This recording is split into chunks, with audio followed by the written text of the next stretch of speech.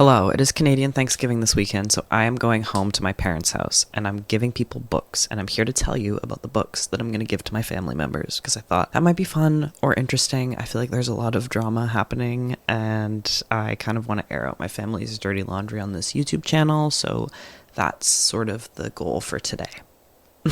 By the way, if when I'm talking, I'm moving my arms a lot and you catch a glimpse of something gross on my arm, just know that it's my tattoo that I just got. And I'm really just saying this because I want to show it to you because it looks so good. And it's under the second skin right now. And it's gross. Okay, anyway, here is my stack of books. I am not bringing all of these home, and I'll tell you why when I get to them. I have my reasons. One of them is staying here with me. These were pretty hard to choose because if you've watched any video of mine, you know that I don't own a lot of books. I read most of my books from the library, and I also didn't really want to buy books. I did end up buying one book, but I didn't want to buy 100 books. So just know that I would have had very different choices if I was looking at all of the books that I've read in the past couple of years and what I wanted to give to my family members. This is just what I had on the shelf. It's not my best picks. So this Thanksgiving is a little bit different than it has been in the past. I mean, in the past, I haven't gone home for Thanksgiving because I don't really care about Thanksgiving. It's not really this huge thing in my family where it's I'm expected to make the trek back to my parents' house just for a dinner. Thanksgiving, I've typically spent at my home with my partner. But this year, some crazy things are happening in my family that I'm going to tell you about against my better judgment, but also I don't really have any information about, so don't ask me for clarification. I'm just as in the dark as you are. I have a younger sibling, a younger sister, and then an older half-brother. He is just my brother, but half-brother is kind of important for the purposes of this story. A little less than 15 years ago, my brother moved out of our house and kind of became estranged from the family. I don't know why. I have no information on why. I just know that him and my mom have a very difficult and very tense relationship that has mostly been no contact for the 15 years that he's left.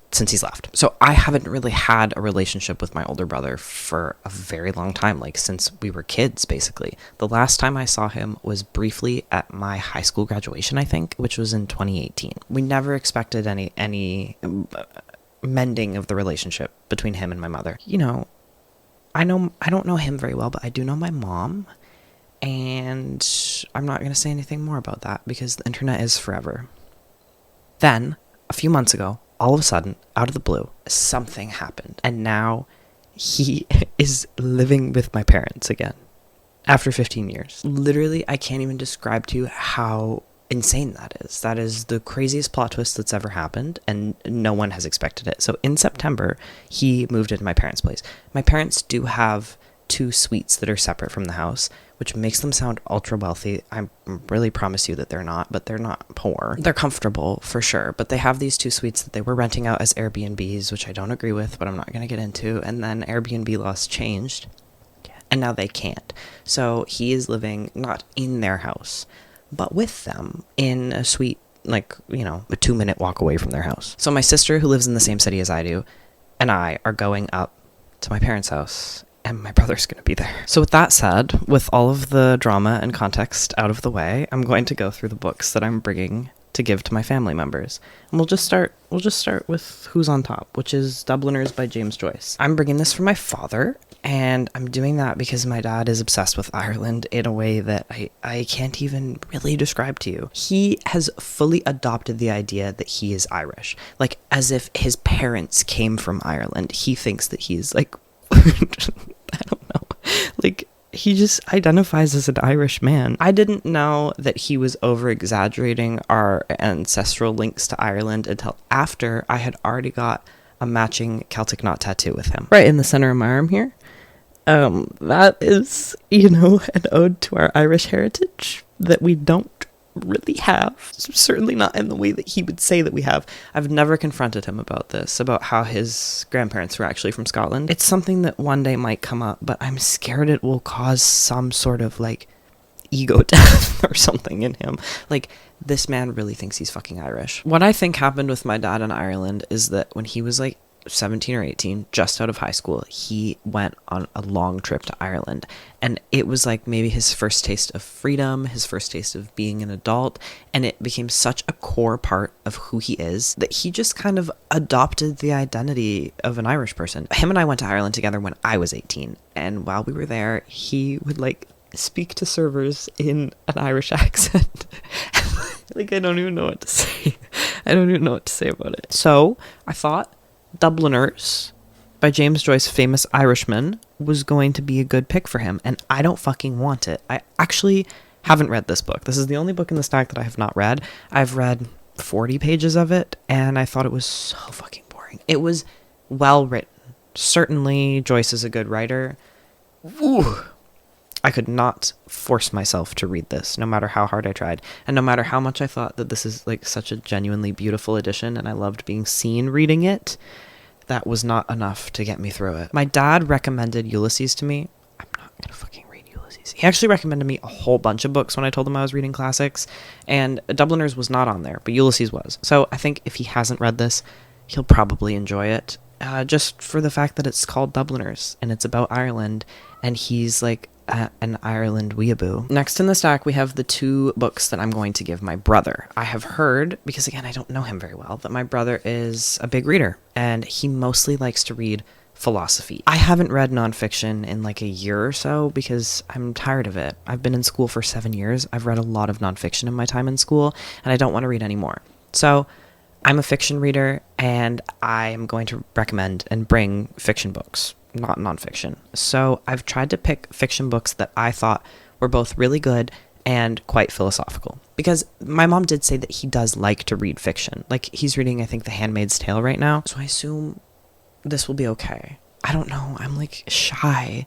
Like, I want him to like me. So, like, I'm trying to bring good books. But, like, I don't know. That's why I have bought this book. I read this from the library originally, and I have purchased it for him because I think it's really good. That's I Who Have Never Known Men by Jacqueline Harpman. I read this very recently, and I thought that I thought that this posed a lot of very interesting philosophical questions, and I think that Jacqueline Hartman's history as a psychoanalyst really lended itself to how she wrote this and what she wrote about. And I think that if he's someone who enjoys philosophy, he will probably enjoy this, even though it is kind of an unsatisfying and bleak book. It's very, very, very good regardless. This follows the youngest of 40 women who have been trapped in a bunker for like 15 or so years. And they end up escaping that bunker and coming up into this world that they have to navigate completely on their own. And this woman is far younger than the other women there, and so she lives much longer than they do. And it's in her head and kind of exploring what it would be like to be a woman who had grown up isolated from culture and outside forces just within this very small group of women. And it really like explores questions of humanity and personality and knowledge and understanding. And it is very, very, very thoughtful. So I'm pretty confident in this pick for someone who enjoys philosophy. And I'm also pretty confident in my pick of Frankenstein by Mary Shelley. This is one of the greatest books ever written. It's so fucking well written. She is such a fantastic author, and obviously Frankenstein is very philosophical. This is asking like what it means to be God, what it means to be a creator, what it means to be a monster, like who do we have empathy for. This is also quite bleak, so I hope that's okay. Yeah, Frankenstein is nothing if not philosophical, and it is like an easy to recommend book. I mean, it's a classic, everybody knows it. He very much might have already read it. So I feel confident in this choice as well. I want him to like me. And I want to have things to talk about by the time I come back again for Christmas. So maybe he'll read them between now and then. Apparently he's a big reader. Who fucking knows? I don't really know him. The next book I have is for my mom, and that's The Bluest Eye by Toni Morrison. I have been trying to get my mom to read Beloved forever, but she says she has too big of a TBR right now. Her stack of books on her nightstand is too big, and she keeps having to move books around, and she just hasn't got to it yet, but it's on her nightstand. Okay, I'm thinking if I give her a shorter book, because Beloved's a little bit longer than this, then she'll be more compelled to pick it up. Also, another reason, this says Oprah's Book Club, and my mom is someone who will read any book that says Oprah's Book Club on it. She might have already read this and not known.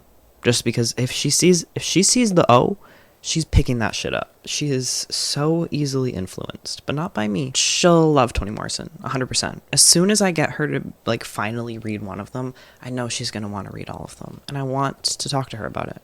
Every time I read a Toni Morrison book, I think my mom would fucking love this. Finally, last but not least, we have my sister M. Now, I was not really thinking I was going to bring a book for M because I don't really have anything that I think she would want. For her birthday, I gave her The Guest by Emma Cline, and she did really like it, and we talked about it, and then she said that we should start reading the same books. Like, she said we should both read The Girls and then talk about that, and it was really cute. But I didn't really have anything planned for her, and I, again, didn't want to buy a new book. And then I thought, Em's the kind of person who's going to be really offended if I bring everybody but her a book. So I had to come up with something. My first thought, this is the book that I'm not actually bringing, was The Year of Magical Thinking by Joan Didion. This is fantastic, so well written, and super, super easy to read and easy to get through. The reason I am not bringing this is because I want her to break up with her toxic boyfriend. And I think that this might influence her away from that, because this is about loving a man who's dead. And it also like really puts you in the head of someone, of like a woman who has lost her life partner. And I think this will push her closer to him. And that is not what I'm going for. So instead, I've gone way in the other direction, and I'm going to give her If an Egyptian Cannot Speak English by Noor Naga. This is about a toxic and abusive relationship, and maybe it's going much too far in the other direction, and maybe it's actually a little bit insensitive to try to use this story about abuse to push my sister away from her shitty boyfriend. That's what I'm doing anyway. In my heart, I hope that this has the opposite effect that The Year of Magical Thinking would. I think that she'll probably enjoy this. It is pretty fast-paced. I do wonder if she will have the same issues with it that I did, which is mainly this first part where every single chapter is prefaced with this thing that's like question, colon, and then a really like cringeworthy sort of like fake poetry Tumblr question on it. She, when she was like younger, so don't judge her for this now, was a Rupi Kaur girly. When she was like 14. We can forgive that. So I wonder if that would maybe warm her to the very Rupi Kaur-esque questions, or if she would be even more predisposed to hate them because she's already been through that arc. You know what I mean? I just hope that when she picks this up, she doesn't realize what I'm doing, because I feel like it is quite obvious. So that's that. These are the 5 books that I'm going to bring. I feel like I'm just really nervous and really shy about this, and that's why I'm kind of just getting gifts to offset my anxiety about what's happening. I'm also going to get my mom some tea. We're going to go down on Saturday to a place called Specialties. Ridiculous. And get some delicious teas, some loose leaf teas for her. Maybe an apple pie one, a nice creamy Earl Grey, that kind of thing. My partner just went down to this tea spot, and I'm so upset because I've been really into English breakfast because I'm a pompous douchebag apparently. And we got an English breakfast tea, and it's just not that good. Everything Specialties does is better than like a Twinings, except the English breakfast. I just don't care for it. I just had a glass of it, a mug of it. I didn't like it. Maybe I oversteeped it. I'm gonna stop just talking about tea. I feel like I sound like genuinely such a dickhead right now. Like I'm cosplaying Britishness in the same way that my dad is with Irishness. Wish me luck on this very weird exploration of long lost family dynamics. I will see you in the next one. Thank you for watching. 10,000 followers, by the way. I can't even believe it. What happened? I'm having so much fun on here. I love making videos. I love it when people comment and say things. Say anything in the comments. Whatever you want, comment it. And there's nothing that gets me more excited than that little comment notification. Thank you for watching. Goodbye.